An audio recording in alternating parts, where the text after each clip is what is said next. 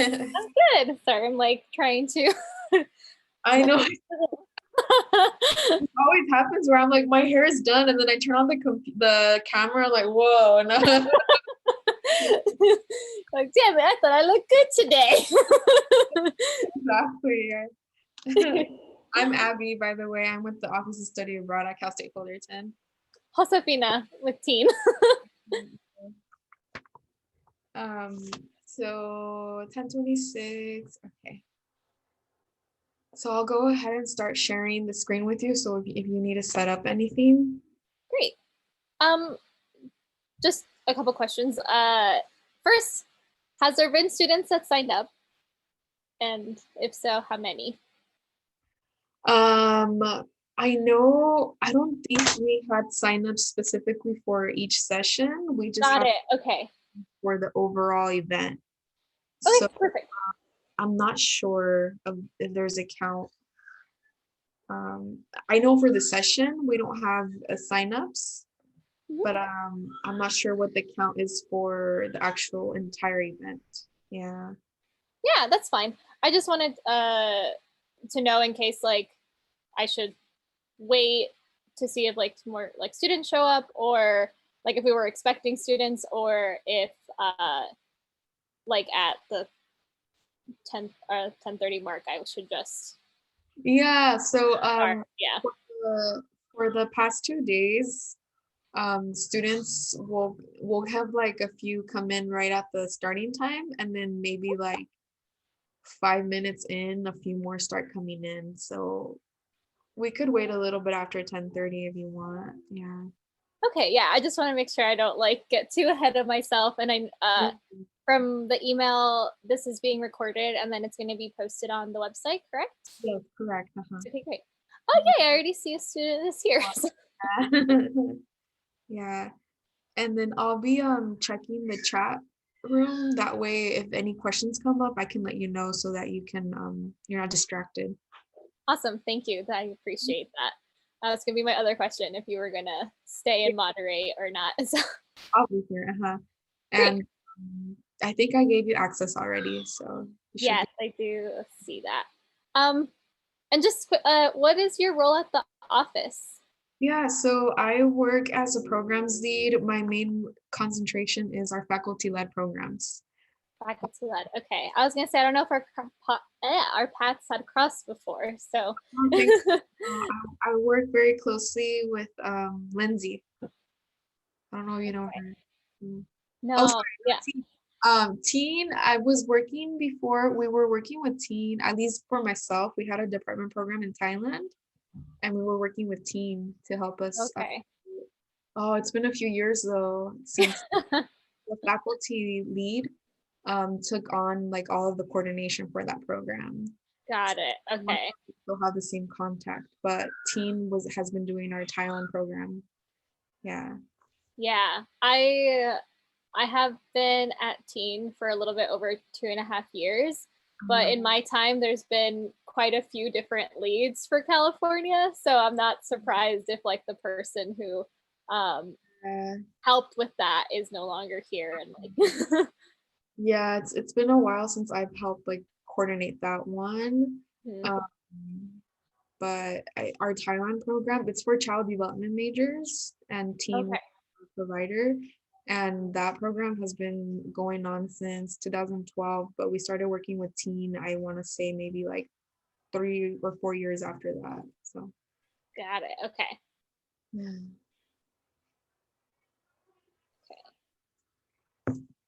And so sorry. And then what is your role with TEAN? Sorry, no, yeah, it's okay. I'm the regional outreach coordinator, so I'm not quite a regional director. I more like assist them with anything they might need. So a lot of my responsibilities are things like this, like fairs and yeah, lots of fun stuff. Fun. Okay. And is this logo the right way for you? Yeah. Okay. Since it's like mirrored, I'm always like, can you please be sure that this doesn't look dumb? Yeah, for us, yeah. Okay, awesome. Okay. So we have 2 students. Hey. Right. Should I go ahead and let them in or? I think they're in already. Oh, oh yeah. There you guys are. Um, okay, great. So my name is Josefina Vega. I am a representative of the Education Abroad Network. And today I'm just going to give you guys a little overview of our programs, what we offer, where we go. And if you have any questions, feel free to put them in the chat, and I can address them at the end, or if I catch it, I can address it at the moment. Um, but for right now, if you guys want to put in the chat like what your majors are, what year you are, if there's any particular location that you really want to go to, really interested to know, and then maybe I can provide more info um, tailored to all of you. Okay, so just a little bit about us. So we work with uh, we have 70 different programs across 10 countries in the Asia Pacific. I think something that makes us very unique is that we are very regionally focused. We only go to the Asia Pacific. We do not plan to expand beyond that. And because of that, we actually have staff that is very familiar with the locations that we go to.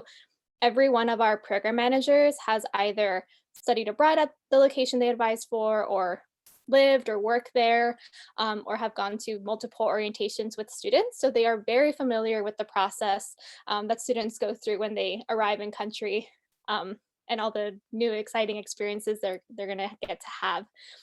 On top of the program managers, we also have in-country staff that's available to you 24/7.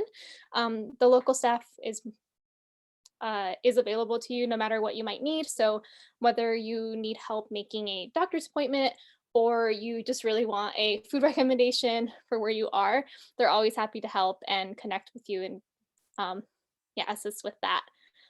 One thing I really want to point out is our values. So the cost of our programs. When you go on our website, you can click on any program, scroll down, and you'll see a fees and inclusions tab. The price you see is the price you pay, no hidden fees. That is the total cost of your program. And you'll get a list of everything that's included in that cost, things like housing, insurance, that kind of thing. That's not included as well, along with the estimated cost of those items. And we provide this to students because we want to make sure that you're budgeting your experience correctly. We understand that sometimes finances is a barrier for students, and we want to be very clear about what this experience will entail in cost. So, of course, we want to make sure we provide you with an educational experience, but that doesn't only need to be based on your major. We also want to make sure that you are environmentally, socially, and culturally responsible when you're abroad. Here at TEAN, we actually have a big Choose Earth initiative. It's one of our core values. So no matter what location you go on, you can choose to participate in our Choose Earth certificate program, which if anyone's curious, I can talk about a little bit more later. And of course, no matter what background you identify as, we want to make sure that you feel safe and secure in the location that you go to. So we do have a diversity and inclusions committee that you can always speak to if, depending on your ethnicity or religious background, sexual orientation, you just want to make sure that the program that you go on, that you're going to feel safe and comfortable. And cultivating awareness is something that we really put emphasis on, especially during orientation. We want to make sure that students are aware and have tolerance for not just other students in the program, but also anyone that they're going to be in contact with throughout the duration of the program. So local students, and if you get an internship, work environment, that kind of thing. It could be a little bit different than what we're used to here in the US. So we do address that in orientation and make sure that everyone is aware and comfortable with it.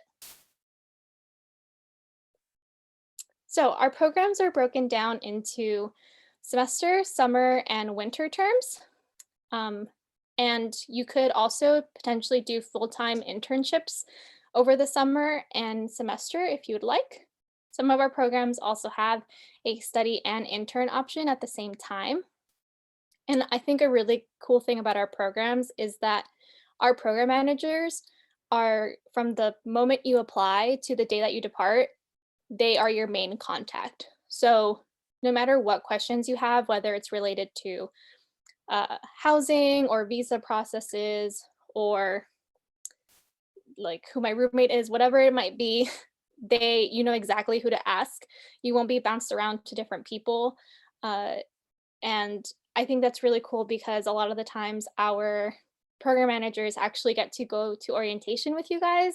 So it really makes it fulfilling and feel more personalized when once you get in country, the first person that greets you is the person who has been helping you through this process for the past few months. So yeah, our staff obviously really enjoys it, and students seem to have that little bit of comfort with it as well. And like I mentioned earlier, we're very aware that finances is sometimes a barrier for students. So I wanted to take the time to point out our scholarships. Every term, we have need, merit, and diversity scholarships available for students. So if you apply to any of these three, you can be automatically in the running for our full ride scholarship.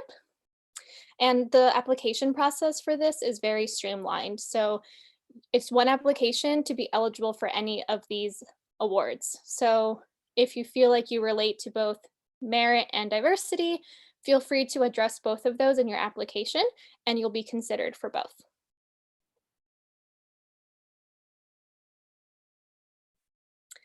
Health and safety is something that we've always prioritized, but especially because of these times, it is important that we point it out. We do have a dedicated health and safety team that constantly monitors the locations that we send students to make sure that it's safe for you to travel. Um, and on top of that, like I mentioned earlier, we have our local staff that's always available to help. And all of our programs come with guaranteed housing. So you know that no matter where you stay, you're going to be safe and secure.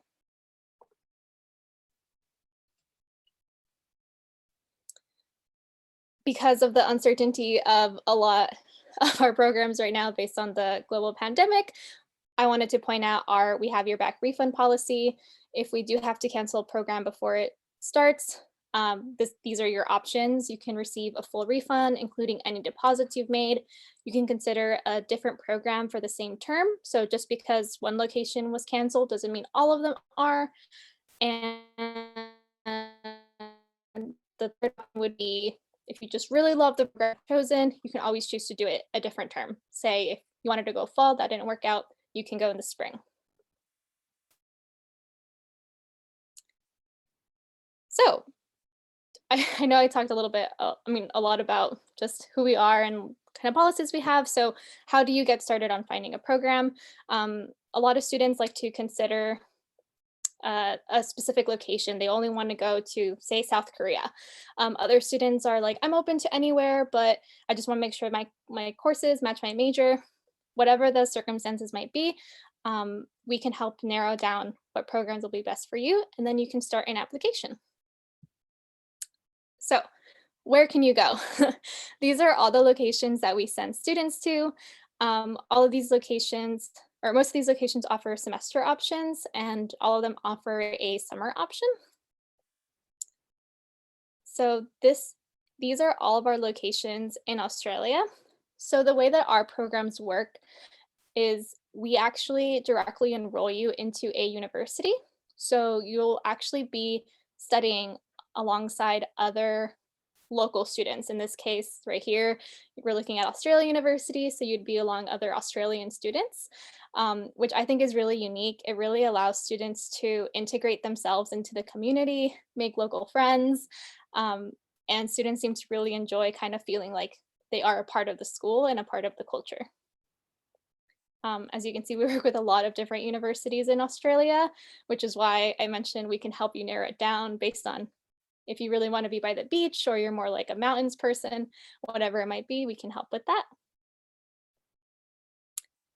Same goes for New Zealand. So all of these locations are places that we go to. New Zealand tends to be the place where our adventurers at heart tend to go. I don't know if you guys know this, but New Zealand is a place where bungee jumping was first done. So a lot of students talk to us about that and really want to experience that. Personally would not want to, but again, you'll be directly enrolled into these universities, so you'll be amongst local students, which is awesome, as well as other international students that are participating in the program. And for our locations in Asia, for any of these locations, you are still directly enrolled into these schools, but you do not need to know the local language in order to attend the program. Many students go to places like our Fudan University program or our programs in Korea, not knowing a single word of the local language. You can learn it while you're there. And this is actually a really good way to learn language.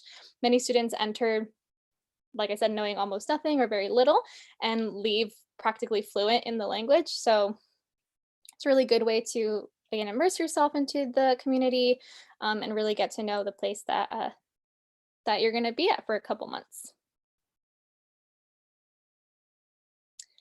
In case the semester program doesn't work out for you, we do have summer and winter options. So these are shorter commitment times, very popular among students who can't make a full semester work.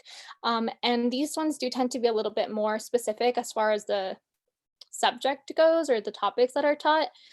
So if you have a specific major and you're not just taking general ed courses, I do recommend that you speak with us to make sure that the program you want to go on will work for you. And interning abroad, very popular option for students, especially the summer after their junior year. All of our internships are customized. So we don't have predetermined locations that we just place students in. Our team will actually have a call with you, talk about your major, any previous experience you have, future goals, and based on that, they will find a placement for you, which I think is super cool. Students seem to really enjoy the fact that this placement was found for them. And because of the way our process works, it is a very merit-earned internship.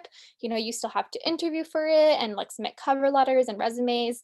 So at the end, I feel like students that end up going this path for study abroad, they really feel accomplished that they actually managed to get these awesome placements. So in case you're interested in that, let me know. Obviously, with everything, we've had to kind of pivot some of our options to be virtual. We started this for the first time last year, but students have really enjoyed the experience with our global remote internships. So we are planning on running them moving forward beyond times of COVID and pandemic. I think it really allows for accessibility to students. These internships are a little bit more flexible in time. Our in-country internships are all full-time. These ones have a full-time and part-time component to them. So you could be potentially taking summer courses while also having a part-time internship with an overseas company.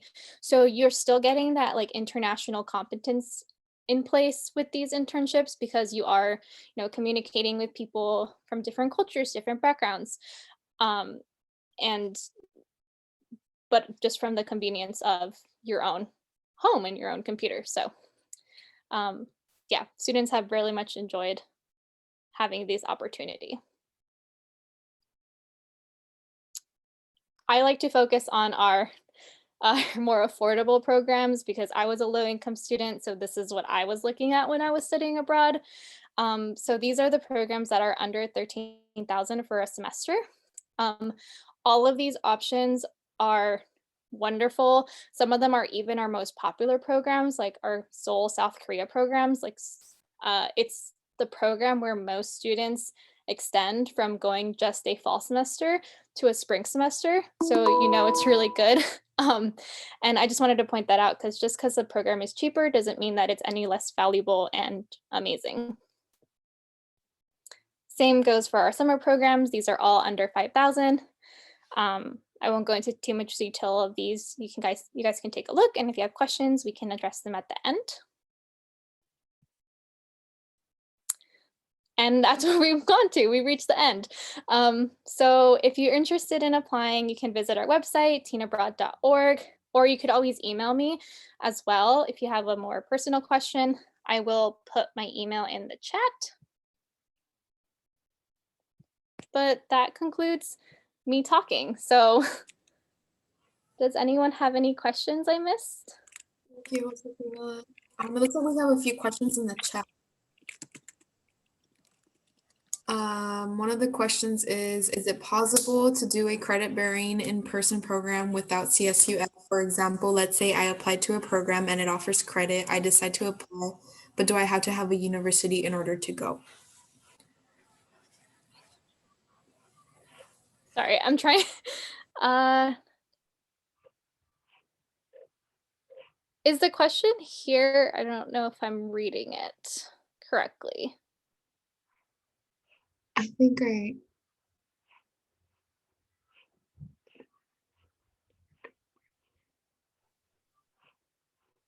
Sorry, I guess to summarize, is the question like if they have to get approval from CSU Fullerton or?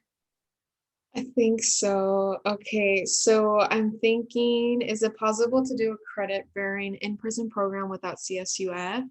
I would say from our knowledge, yes, you could do a program that's not with CSUF, but we do still advise that you meet with one of our advisors just to make sure that you know if any of the credit you is transferable to CSUF. And also we do have our own application process. Even if you are doing a program that's not CSUF, you still have to do one of our applications. Um, Yeah, so sort of a similar process on our end.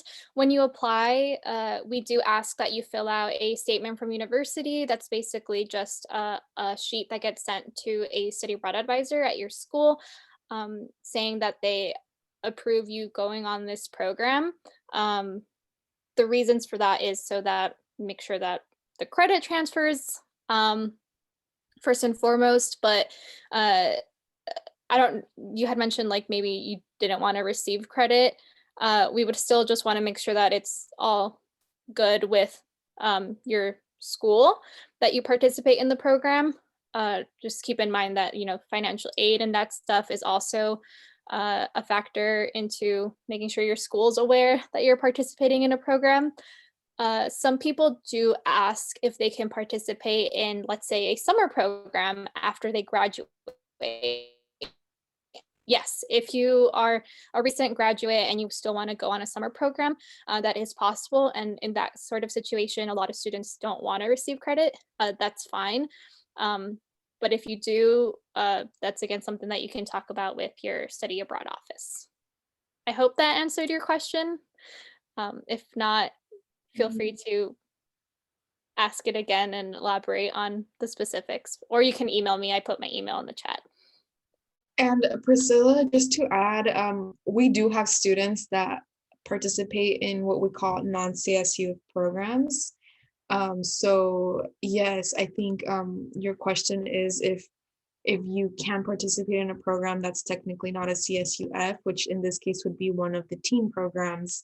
And we do have students that do that. So that is possible, but like we said, you just have to meet with our advisors just to make sure that everything is covered. Yeah. And we have another question. For the global remote internships, is there a class we take along with the internship, or is the internship itself where we will receive the credits? Great question. So the internship itself is where you'll receive credit. It's not really like a structured class, like turning in homework and stuff like that. You will be communicating with a advisor just to make sure that, you know, everything's in order, and yeah, just like you will be in communication with like a professor, but it's not a structured class that you have to, like, you'll get a final grade on, if that makes sense. And are there any winter programs? Yes, there are winter programs. So right now we have uh, open our winter in Korea program.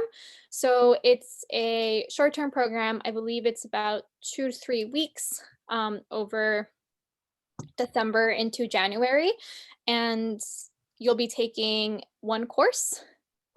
It's popular program that students go on kind of as an extension to the spring, but some students go just for that winter term.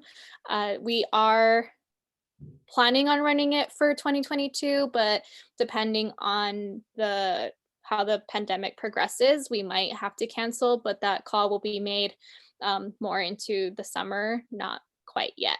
But yes, we do offer winter programs, and we're also considering opening some of our typical summer Thailand programs and making them into short-term winter programs. So that's a TBD for now, but stay tuned if you're interested in going to Thailand. Do I know if TEAN is doing an internship in India this summer? So we have actually just announced that we are canceling a lot of our summer programs. The India internship was one of them. So unfortunately, we won't be able to run that this summer.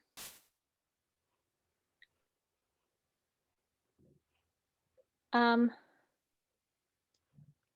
think those are all the questions in the chat.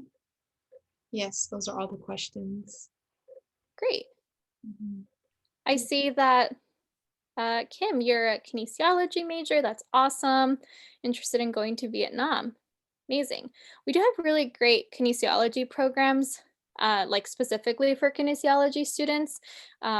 In Australia, I don't know if that's something that interests you, but if so, yeah, we can speak more about it. You are a freshman though, so you have a little bit more probably general education courses that you can get knocked off in a study abroad experience, which is awesome. Ooh, child and adolescent development major, interested in Asia Pacific, but thinking about Japan. We actually just opened our Japan program, so we're very excited to be able to send students for the first time, hopefully.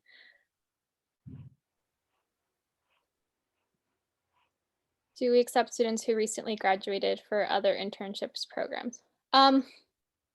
Yes. So yeah, like I mentioned, if you're a recent graduate, for our programs, that's usually not an issue.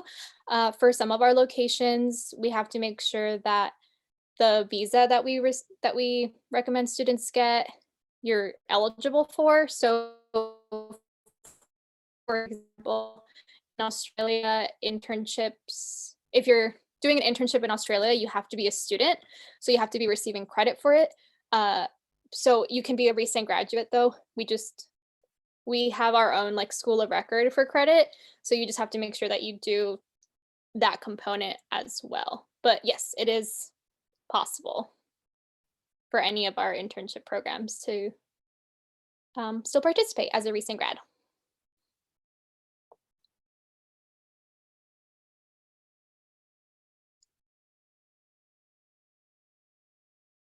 Is there any other questions?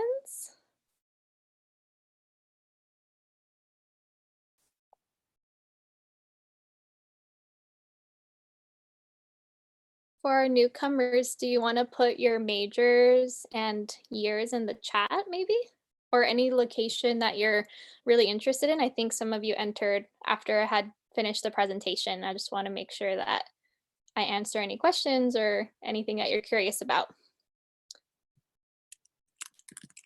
I also don't know if you could see my email that I put in the chat if you entered a little later, so I'm gonna put it again, just in case it's a personal question, a little bit more specific, and you want to reach out to me directly.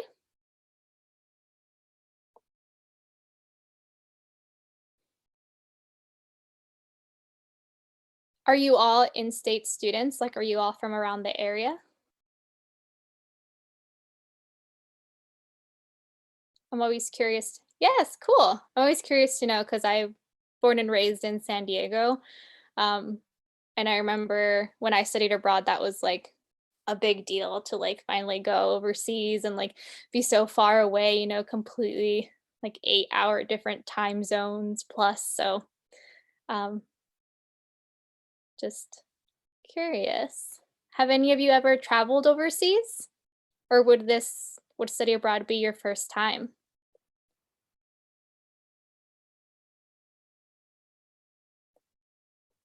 feel like someone had mentioned they might have gone somewhere before. 14 countries. Wow. Well, I've never been outside the US. So study abroad could be like the first time you've been on a maybe a plane, maybe, or just yeah, leaving the country for the first time. That's really using a passport, I guess, would be your first time. Yeah, Priscilla wins. I'm interested, Priscilla, why or like the fact that you're still very passionate about going to different places, obviously. Kind of wonder where that spark came from, that travel bug, I guess. Love traveling. Bet this being stuck at home's a little bit difficult, isn't it? Have been to Hawaii. Okay. Yeah. So on a plane. What? Yeah. It's like Pacific, you know? Hawaii can count.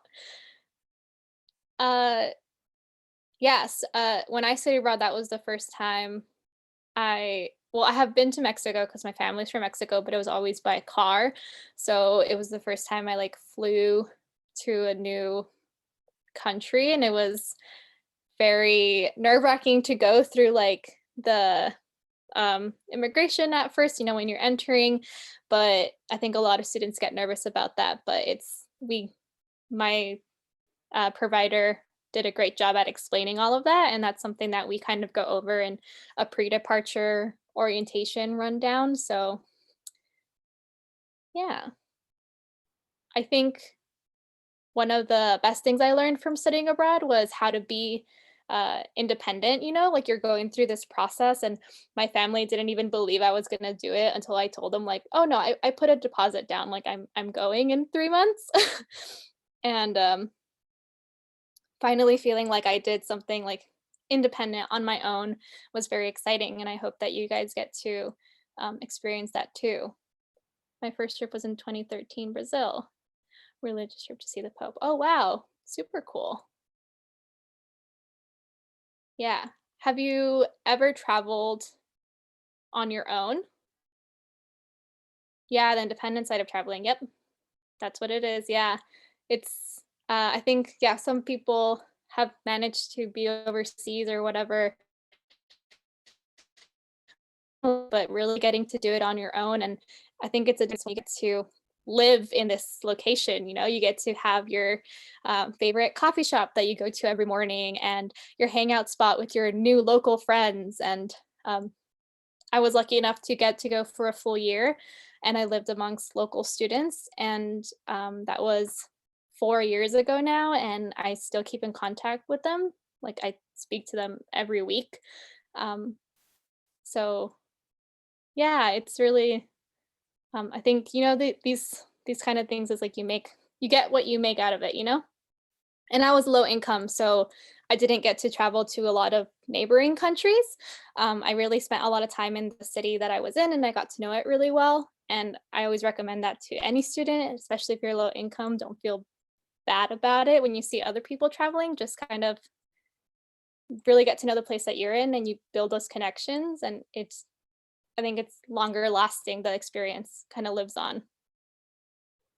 So I know we're kind of running out of time. Does anyone have any other question? Yeah, Europe, lots of neighboring countries. That's the thing that a lot of people don't think about when they go to Asia. There's so many neighboring countries that are really close to each other. You can still do that in these locations. You know, Thailand, Singapore, Japan, Korea, they're all super close.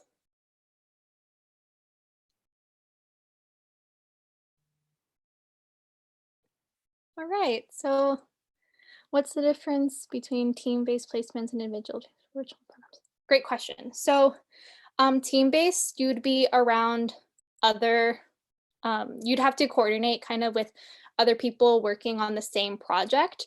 So you don't necessarily have to be on at the same time, but you're all working on different aspects of the same project versus an individual placement. It's a little bit longer and you're working on one project on your own. So basically, team based, you're in a cohort. It can be a little bit more collaborative and it's a shorter term program. yeah, versus an individual one, which really just depends on how well you work in a team, or how much time you have to devote to one project.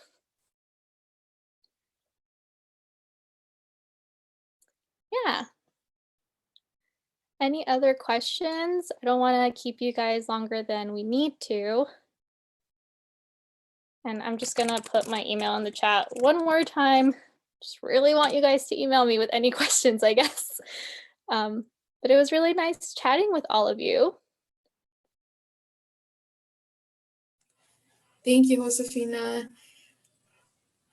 And also just wanted to remind everyone that this recording will be available for you on our website. So if you want to go back and take a look at it, for those of you that joined a little bit late, are also sharing this info with other friends, students that might be interested. So it will be on our website for you to access later. Great. It was great chatting with all y'all. Have a great rest of your day. Thank you too. Take care. Bye. Bye. Nice meeting you. Nice meeting you. Bye.